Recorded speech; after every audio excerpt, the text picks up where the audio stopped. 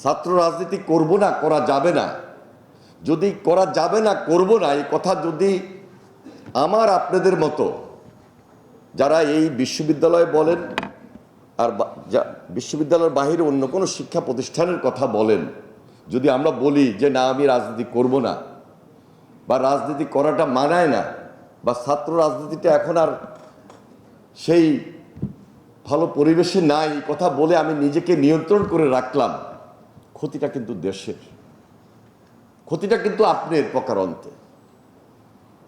এই জন্য ছাত্র রাজনীতি করাটার মধ্যে একটা দেশের প্রয়োজনীয়তা আছে, পরিবারের প্রয়োজন আছে, সমাজের প্রয়োজন আছে। আমরা হয়তোবা অনেকেই নেতৃত্বে থাকি, সবাই তো সবসময় নেতৃত্বে থাকে না, কিন্তু হাজার হাজার লক্ষ লক্ষ ছাত্র যখন রাজনীতির মাঠে একত্রিত হয়, কোনো না কোনো সংগঠনের সঙ্গে জড়িত থাকে, এটাও কিন্তু তার ছাত্র রাজনীতির একটা পরিচিতি যে আমি মেম্বার ছিলাম, আমি এই সাংগঠনিক তৎপরতা এই দলকে সমর্থন করেছি, এটাও কিন্তু আমি যে ছাত্র রাজনীতি করেছি তার একটা বড় পরিচয়। এই পরিচয়টা থাকা উচিত।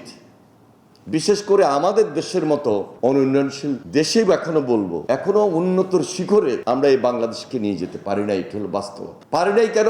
ওই যে হান্নান মাসুদ যে কথাগুলো তুলে ধরেছেন, যে কথাগুলো বলেছেন মাননীয় সংসদ সদস্য, এটা তো বাস্তব। যিনি ওই যে কিছু কিছু জায়গায় প্রভাব বিস্তার করেন, তিনি কিন্তু প্রকারান্তে গ্রামে গঞ্জে বিভিন্ন রাজনৈতিক দলের ব্যানার ব্যবহার করার চেষ্টা করেন। কিন্তু যখন এই যে বিশ্ববিদ্যালয় বা কলেজের শিক্ষার্থীরা খুব সচেতনমূলকভাবে একটা রাজনৈতিক অবস্থান নিজেকে নিয়ে সেখানে সম্পৃক্ত করতে পারবে,